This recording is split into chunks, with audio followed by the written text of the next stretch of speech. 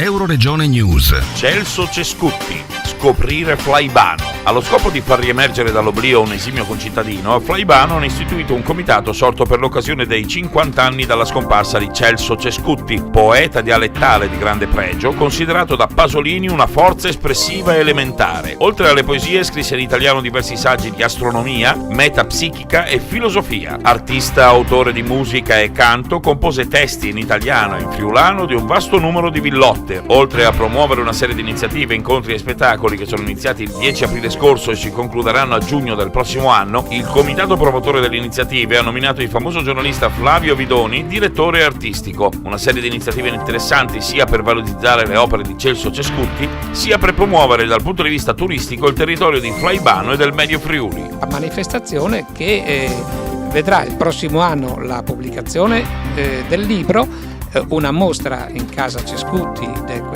tutto quello che si può trovare, vecchio materiale, manoscritti, dipinti e quant'altro di Celso Cescutti, che sarà appunto in casa Cescutti, dove si replicherà lo spettacolo, questa volta all'aperto, nel cortile di casa Cescutti. Dal Medio Friuli per Euroregione News, Marco Mascioli. I nostri servizi sono disponibili su internet all'indirizzo www.euroregionenews.eu.